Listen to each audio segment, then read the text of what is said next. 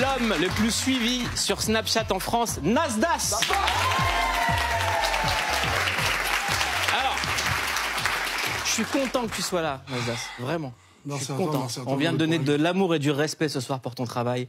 C'est très beau tout ce que tu fais pour ta ville, tout le parcours. Il y a 4,6 millions de personnes qui te suivent sur Snapchat. En quoi ça consiste ce que tu fais? C'est très simple. J'habite dans un quartier un peu chaud, un peu défavorisé. Où ça? À Perpignan, à Saint-Jacques. C'est un quartier vraiment historique. Et j'ai décidé avec ma bande d'amis de filmer mon quotidien. Montrer à la France, ça fait quoi de vivre dans un quartier chaud, on va dire. Et ça a attiré des millions de personnes. Et aujourd'hui, on en est là. Et bravo, c'est magnifique ce que tu fais. T'as quel âge? 26 ans. T'as commencé il y a 5 ans, Ouais. donc t'avais 21 ans. Ça a été quoi le déclic? Je pourrais pas te dire, mais ça a été beaucoup de vidéos. J'ai enchaîné beaucoup de vidéos, je crois 3 ans où on va dire j'étais pas connu du grand public et d'un coup, pam, ça fait tilt. Et... Toujours autour du quartier? Toujours. Mais tu sens, il y a une vidéo qui t'a fait prendre plus Non, même pas. du jour au lendemain. Qu'est-ce qui se passe? Il y a trop de vues. Est-ce que tu as senti, à quel moment tu as senti le switch? Tu sais vraiment. En fait, même moi, je me pose la question de quoi c'est parti. Je sais pas, en fait. C'est monté solo, en fait. Et je suis pas là à Dubaï, je suis vraiment resté qu'à Perpignan dans ma ville. T'as pas fait de placement de produits pour des dentifrices chelous Non, je suis vraiment resté... Et je pense que c'est ce qui a fait en sorte qu'aujourd'hui, je suis... En tout cas, t'es le mec le plus suivi en France sur Snapchat. Regardez Nasdas, à quoi ça ressemble si vous ne connaissez pas. On pose souvent la question, Dubaï ou Saint-Jacques? Saint-Jacques, mon quartier. Et vous savez pourquoi Saint-Jacques, mon quartier? Car j'aime trop mon quartier, la Chanté. Wallah, je suis à dos de cheval et j'arrive au quartier, la Chanté. Ça va être quelque chose de fait. Après le jet ski, le buggy, pourquoi pas un cheval? Tu peux juste m'expliquer, s'il te plaît, Lagdar, pourquoi t'as une chaussure noire et une chaussure blanche? Oh, regardez la descente. Oh, mais c'est quoi tout ça? C'est un convoi militaire? Ah, mais même là-bas, ça arrive. Non, Pizan, arrête, Pizan. Sur la tête de ma mère, les gars, vous êtes trop beaux. Par contre, il y a un truc, les gars. Ça sent le coyote. Là, vous allez voir, je viens d'un quartier de niquer. Il est 23h. Regardez ce qu'ils sont en train de lui faire. Ça, tu fais un défrisage? Ah ouais, mais t'as la besoin. Mais Zama, après, tu vas avoir les mêmes cheveux qu'elle. Et voilà. Lâchez-le.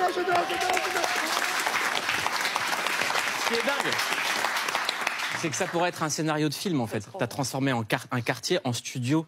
Parce que maintenant, tous les habitants du quartier, c'est des acteurs. Ouais. En tout cas, pas mal.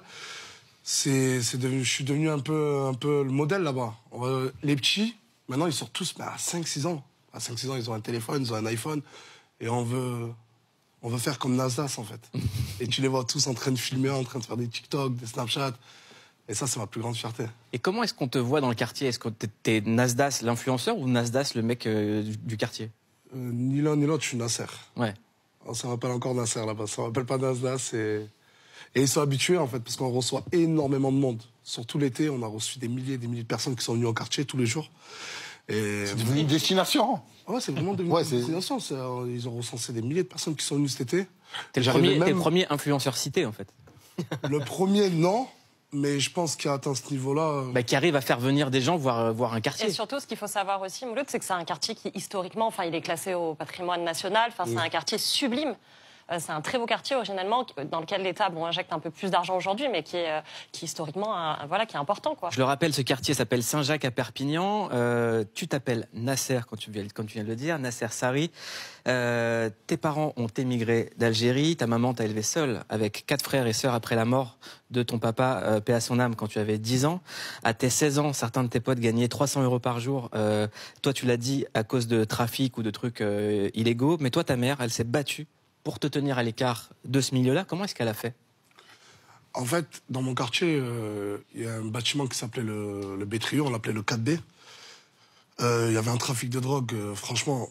J'y habitais, en fait. J'habitais dans ce bâtiment, je descendais, j'habitais au 3e étage. Je descendais 3 étages, je voyais une queue de clients, c'était juste incroyable. Et je voyais certains de mes amis qui charbonnaient et qui gagnaient pas mal d'argent. En fait, c'est ma mère... Pour moi, c'est ma reine, en fait. J'ai eu mon bac grâce à elle. Elle a été très sévère avec mes frères et sœurs, et avec moi aussi. Je sais pas comment elle a fait, mais je crois que c'est la peur. On a tous peur d'elle.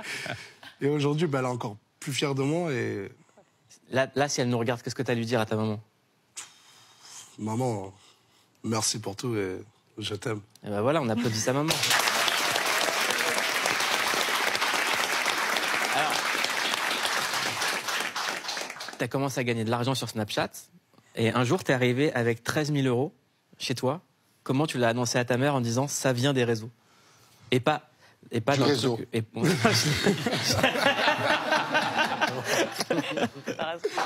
Non, mais en fait, c'était. En fait, je travaillais en tant que gardien d'immeuble. J'avais un CDI.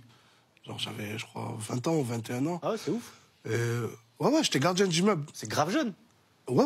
Jeune gardien d'immeuble. Ouais, jeune gardien d'immeuble. Tu sais, ils démarrent pas vieux, ils sont jeunes, après ils vieillissent, et c'est comme ça qu'ils arrivent à la retraite. C'est que genre, c'était à partir de 5 ans que tu pouvais, mais...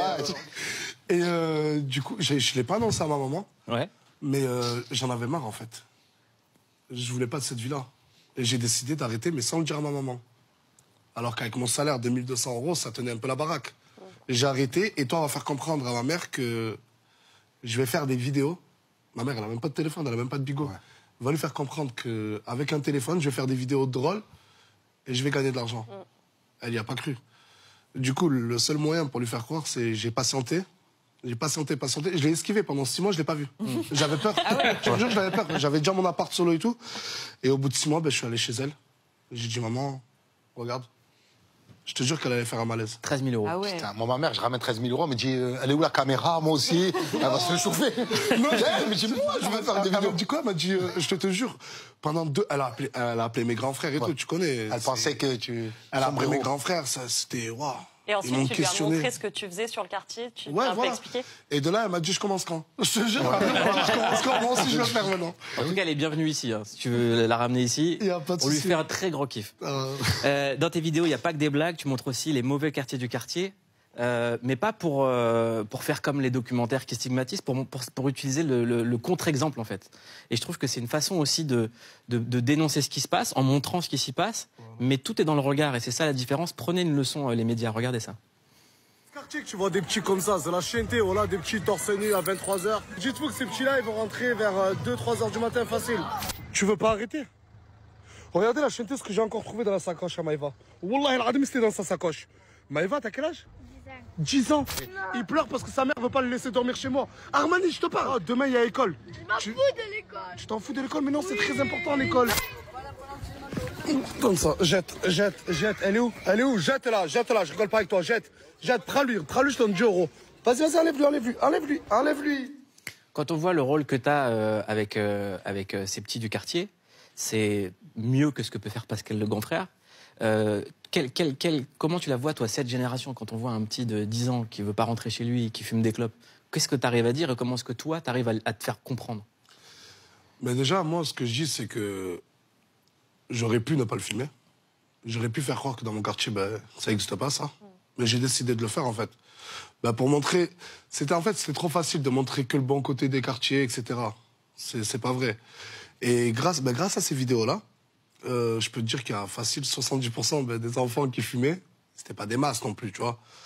Parce qu'ils fument pas, c'est plus un jeu pour eux. Ils voient les grands faire et ils font derrière. Qui ont arrêté. Qui maintenant ne touchent plus à ça. Et ouais, ça a été dénoncé avec le sourire. Et comment tu la vois, cette génération qui est née il y a 10 ans? C'est quoi la différence avec la tienne? Oh ouais, nous, on n'avait pas de téléphone à leur âge. On n'avait pas de téléphone. Eux, ils ont accès à tout. À tout. Que ce soit le paquet de cigarettes, que ce soit... TikTok, que ce soit tout. Je crois qu'il existe même des boîtes de nuit maintenant pour des jeunes de 13 ans, un truc comme ça. C'est un truc de ouf. Non, la nouvelle génération, moi, je le dis, elle me fait peur. Elle me fait peur. Nous, ça va. Moi, je suis en 96, j'ai 26 ans. J'ai quand même Moi connu aussi. les... 96 kilos il y a 26 ans. Non, les jeunes, c'est même pas les jeunes, c'est les enfants. Les enfants d'aujourd'hui, ils ont accès à tout. À leur âge, c'est un truc de ouf, comment ils sont hyper développés. Est-ce que tu as de l'espoir pour cette génération-là? J'espère en avoir pour eux. S'ils arrêtent les clopes à 10 ans, c'est bon. Hein. Et il y a autre chose que tu fais aussi, Nasser, c'est que Saint-Jacques, c'est un quartier où il y a beaucoup d'illettrisme, pas mal de déscolarisation aussi. C'est une réalité que toi, tu montres. Et tu fais beaucoup de choses pour ça, pour les renvoyer aussi à l'école, essayer de donner confiance aussi aux parents, notamment de la communauté gitane et tout. d'envoyer leurs enfants à l'école, que ça leur fasse pas peur. Mais parce qu'en fait, la communauté gitane dans mon quartier,